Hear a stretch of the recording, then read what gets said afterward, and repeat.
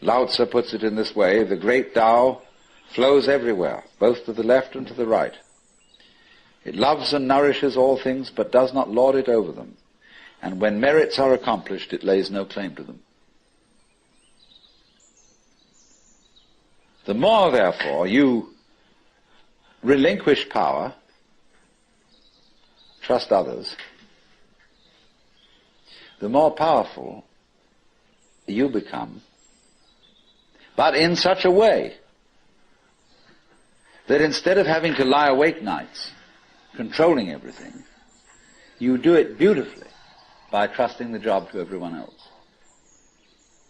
And they carry it on for you. So you can go to sleep at night and trust your nervous system to wake you up in the morning. You can even tell it, I want to wake up at 6 o'clock, and it'll wake you up just like an alarm clock. This seems a sort of paradox to say this, but the principle of unity, of coming to a sense of oneness with the whole of the rest of the universe, is not to try to obtain power over the rest of the universe. That will only disturb it and antagonize it and make it seem less one with you than ever. The way to become one with the universe is to trust it as another, as you would another, and say, let's see what you're going to do. But in doing that, you see, in saying that to everything else that you have been taught to think is not you, you are also saying it to yourself.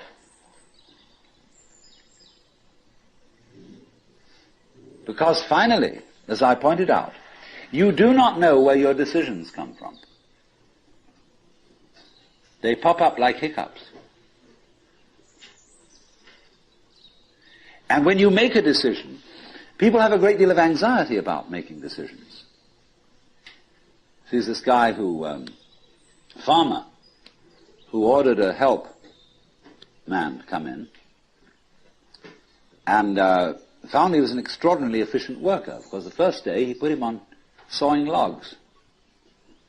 And he sawed more logs than anybody had ever sawed. It was fantastic.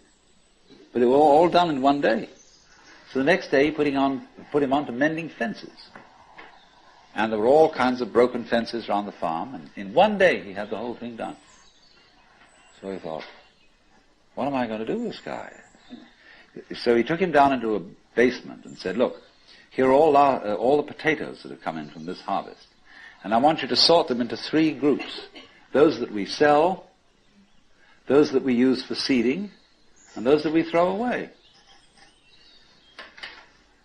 So he left him at that. At the end of the day, the laborer came back and said, well, that's enough, mister. I quit. Oh, he said, you can't quit. I've never had such an excellent worker. I'll raise your salary. I'll do anything to keep you around here. I said, no. It's all right mending fences and chopping wood, but this potato business is decision after decision after decision after decision.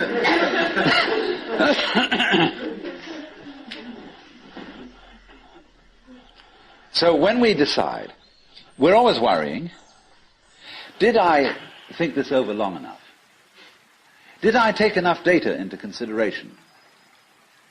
And if you think it through, you find you never could take enough data into consideration. The data for a decision in any given situation is infinite. So what you do is, you go through the motions of thinking out what you will do about this. And then when the time comes to act, you make a snap judgment.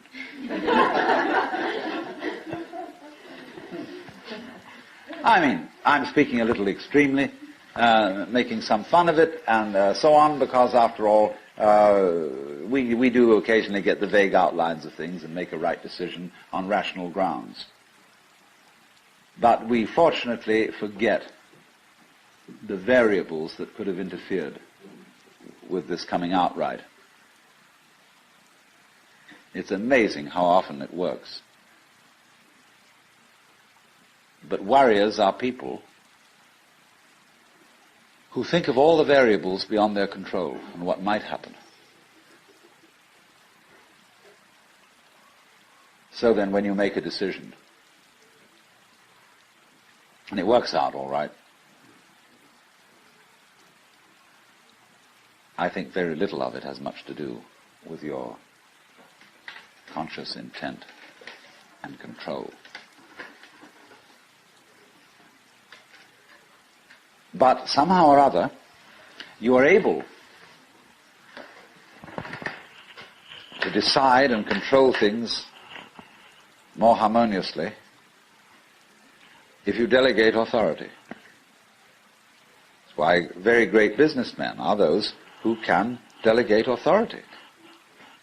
Trust others to work for them. Because those are people developing businesses on the same basic structure that is fundamental to a living organism. Delegation of authority. It loves and nourishes all things, but does not lord it over them. And you see, then, what is happening is this. The more you let go of it and trust it, as if it were quite other than you,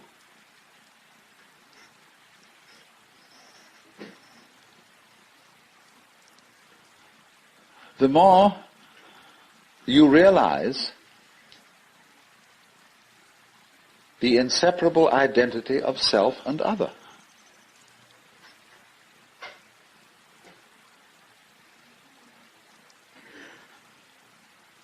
To go back, if you try to find the identity of self and other by subjecting other to self, no go. If, on the other hand, you find it through giving self, that is control, over to other, and trusting that, you may make a mistake. You may make a bad gamble. But in the long run, you're acting on a principle which has the backing of evolution. This is the way biological evolution goes on. Constant delegation of authority. That's why, obviously, the democracy is superior to the monarchy. It was de Tocqueville who said that democracy is always right, but for the wrong reasons. Because there is operating in a democracy the principle that Buckminster Fuller calls synergy. And synergy is the intelligence of a highly complex system, the nature of which is always unknown to the individual members. Because that goes back again to this point, that we're always entering a new environment. We don't ever know fully what the new environment is, because the only environments we know are the past ones. There is always then operating in the development of cellular life on any level a new way of organization, higher than any existing form, and we are not aware of it until after it's happened. If you ever saw, for example, the film Kon-Tiki, this man figured out a few things as to how to make a balsa wood raft to sail from South America to the Pacific Islands. But once he had set this in motion, he discovered that all sorts of unexpected factors cooperated with him. That when the wood got wet, it expanded so that the ties bit into it and held it completely secure. He had never expected that. And he found that as he sailed along, a flying fish would simply alight flat on the deck every morning for breakfast. That all kinds of natural factors, it was just, he had touched a key where he was flowing with the course of nature, and everything cooperated with him. Because he had touched the key. He had made the act of faith. And he was just picking up, in other words, a practice which had been hundreds and hundreds of years ago, had been followed by others who had worked it out by their great ecological awareness.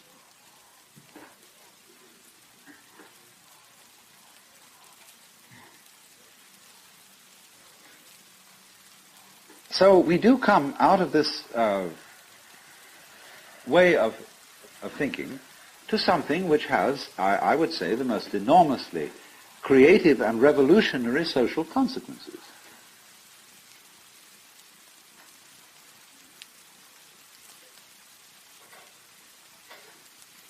That it has become not virtuous, not self-sacrificing, not anything like that. It has become the hardest practical politics to let go control to others, to give up trying to dominate the scene.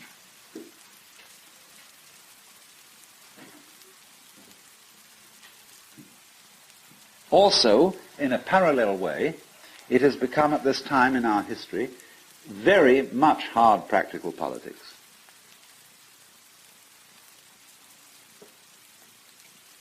To learn how to enjoy ourselves.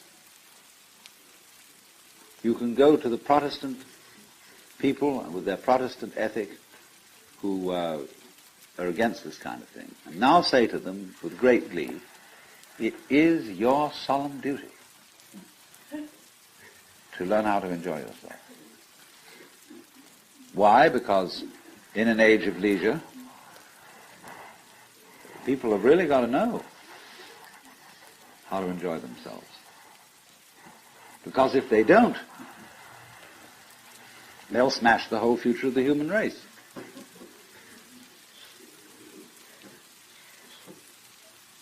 So a utopia has become not some sort of a dream, but an urgent necessity.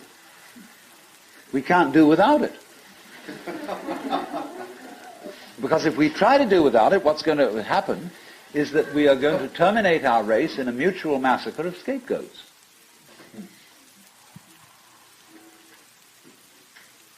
And so the present paranoia in the United States that is going on, where everybody is thinking up a new scapegoat and how great it will be to demolish them or get them out of power, all this kind of bickering and right and left politics has become irrelevant.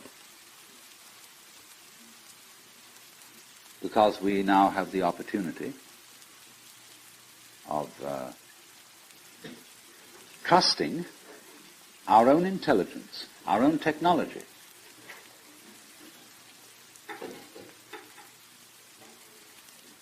to take the risk of doing what we want, which will work to the extent that we realize that what I want, basically, what I really want is what you want.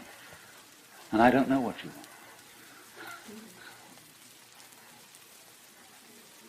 Surprised me.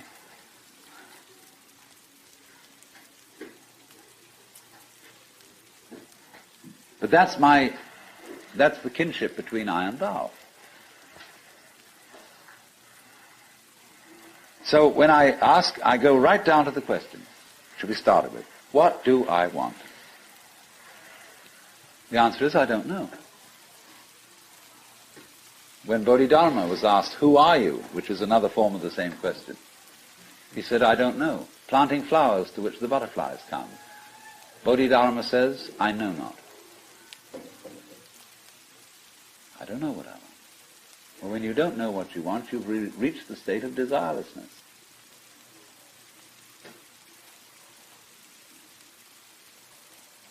When you really don't know. You see, there's a beginning stage of not knowing, and there's an ending stage of not knowing. In the beginning stage, you don't know what you want because you haven't thought about it, or you've only thought superficially. Then when somebody forces you to think about it and go through and say, yeah, I think I'd like this, I think I'd like that, I think I'd like the other, there's the middle stage. Then you get beyond that. Say, is that what I really want? In the end you say, no, I don't think that's it. I might be satisfied with it for a while, and I wouldn't turn my nose up at it. But it's not really what I want. Why don't you really know what you want? Two reasons that you don't really know what you want. Number one, you have it. Number two, you don't know yourself, because you never can. The Godhead is never an object of its own knowledge. Just as a knife doesn't cut itself, fire doesn't burn itself, light doesn't illumine itself. It's always an endless mystery to itself. I don't know. And this I don't know, uttered in the infinite interior of the spirit,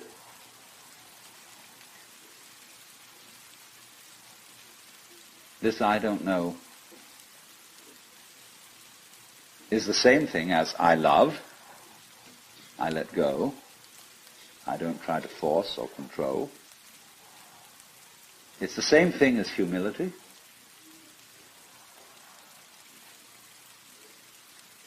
And so the Upanishads say, if you think that you understand Brahman, you do not understand. And you have yet to be instructed further. If you know that you do not understand, then you truly understand. For the Brahman is unknown to those who know it, and known to those who know it not.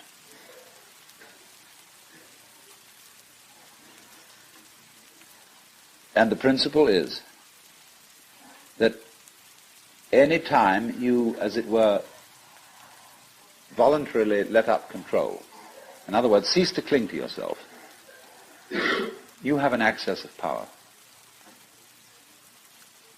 Because you're wasting energy all the time in self-defense, trying to manage things, trying to force things to conform to your will. The moment you stop doing that, that wasted energy is available. And therefore you are, in that sense, having that energy available, you are one with the divine principle. You have the energy. When you're trying, however, to act as if you were God, that is to say, you don't trust anybody and you're the dictator and you have to keep everybody in line, you lose the divine energy. Because what you're doing is simply defending yourself. So then, the principle is, the more you give it away, the more it comes back. Now you say, I don't have the courage to give it away. I'm afraid.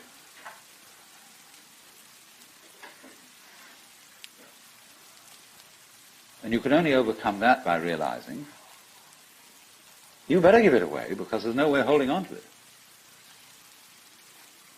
The meaning of the fact, you see, that everything is dissolving constantly, that we're all falling apart, we're all in a process of constant death, and that the world we hope men set their hearts upon turns ashes, or it prospers, and like snow upon the desert's dusty face, lighting a little hour or two is gone. You know, all that Omar Khayyam jazz.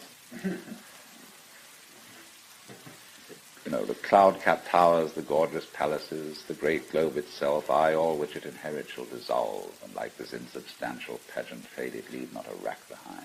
All falling apart. Everything is. That's the great assistance to you. See, that fact that everything is in decay is your helper. That is allowing you that you don't have to let go because there's nothing to hold on to. It's achieved for you, in other words, by the process of nature. So once you see that you just don't have a prayer, and it's all washed up, and that you will vanish and leave not a rack behind, and you really get with that, suddenly you find you have the power. This enormous access of energy. But it's not power that came to you because you grabbed it. It came in entirely the opposite way. And power that comes to you in that opposite way is power with which you can be trusted. Of course, what we've been talking about is not so much a set of ideas as an experience, or shall we say experiencing. And this kind of seminar, in comparison with encounter groups or workshops of various kinds, or experiments in sensory awareness, is now being called a conceptual seminar. although I'm not talking about concepts.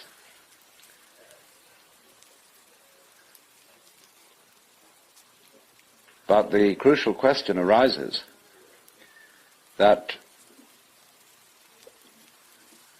an understanding, a real feeling understanding, of the polar relationship between the individual and the world is something that operates, as we say, in your bones, and isn't just a view that you hold or a belief that you hold. It's so curious that the emphasis of the Western tradition in religion is primarily upon right belief. Do you believe in the right dogmas and the right doctrines? And only secondarily upon right action. Because what you believe is, in Christianity at any rate, far more important than what you do. Because one is saved through faith, not by works. And early in its history, the Christian church rejected the movement in the church which had been known as Gnosticism, from the Greek gnosis, which means knowledge. And in a way, there were some sound reasons for doing so. Because the Gnostics were what I would call anti-materialists. They divided human beings into three classes that were called, respectively, pneumatic, psychic, and hylic. The last one being H-Y-L-I-C, from the Greek hyli, or they would call it now ile, meaning wood. So the people were spiritual, psychological, and wooden. And that is to say, the wooden people were those most absorbed in materiality and most closely identified with their bodies. And Orthodox Christianity rejected this sort of distinction because of the perfectly correct idea that material existence is not inconsistent with spirituality. This is something which most Christians have forgotten. But they do believe, as the central principle of Christianity, in what's called the incarnation. That in the Jesus of Nazareth, Almighty God did in fact become material, become human. And by this process, initiated a transformation of the cosmos. In the words of St. Athanasius, God became man, that man might become God. And you don't hear that from the pulpit very often. The Christian church therefore emphasized pistis, or faith, as against gnosis, or knowledge. Because they said you can never know God. God could never become an object of knowledge. And in this funny roundabout way, the Christian theologians were saying exactly the same thing as the Hindus. Only the Hindus do call this knowledge of God through faith, they call it jnana, which is the same as the Greek word gnosis. But just to give you a little sidelight on how words get mixed up in their meanings, we now have a class of person called an agnostic. And an agnostic generally means a person who doesn't commit himself to any beliefs about the ultimate nature of things. He just says he doesn't know. But the original word, agnosia in Greek, meant a special kind of knowledge. It was called the dark knowledge of God. The knowledge of God in the cloud of unknowing, to use the title of a mystical treatise written by an anonymous 14th century English monk. This monk derived his ideas from a very mysterious figure who wrote under the name of Dionysius the Areopagite.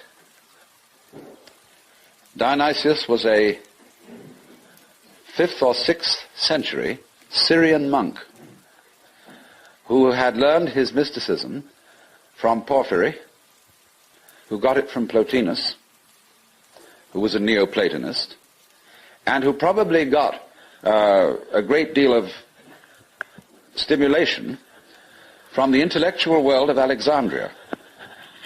And Alexandria, in the early years of the Christian era, was a tremendous exchange place between East and West.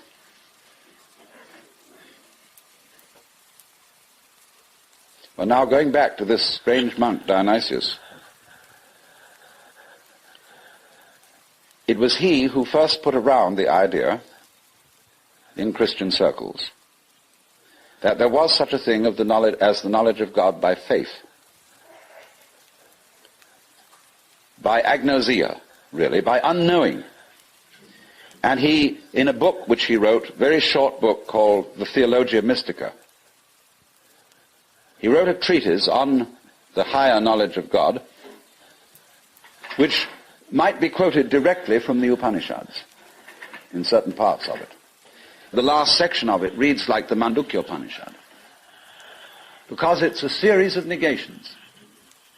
It says what God is not. And he goes very far, because he says that God is not one. He says our idea of unity falls far short of what God is. So does our idea of Trinity. So does our idea of spirit, our idea of mind, of justice, of love. All these things are not really God.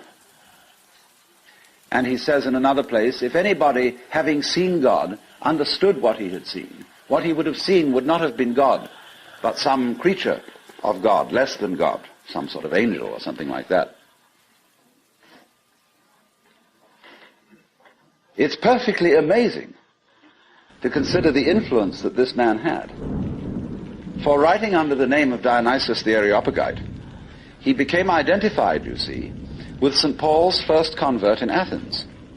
And legend has it that he was the first bishop of Athens and was martyred in Gaul, where he's known as St. Denis. But St. Thomas Aquinas looked upon the writings of Dionysius the Areopagite as having the highest authority. And you could, if all the texts of Dionysius's work had been lost, you could restore most of it from quotations in St. Thomas. He wrote really two very important books. One was the one I said, the Theologia Mystica. The other was called the Divine Names. And these two books presented the two phases of his theology. The book called the Divine Names was a discussion on the nature of God in terms of what God is like, by analogy. And this kind of knowledge of God he called kataphatic, from the Greek theme, to speak or say, kata meaning to say according to, that is to say, to speak by analogy. Where he used, though, entirely negative language about God, this sort of discourse was called apophatic. And the word apo meaning away from, to talk away from. Just as a sculptor, when he makes an image, reveals the image by removing stone. And so Dionysius explained that one attains the knowledge of God by discarding concepts, which is exactly what the Hindus mean when they say, of God one can only say, neti, neti, not this, not this, not any conception. So thus in Hindu philosophy, the highest state of consciousness in samadhi is called nirvikalpa samadhi, which means literally non-conceptual. Vikalpa means a concept. Nir is a negation.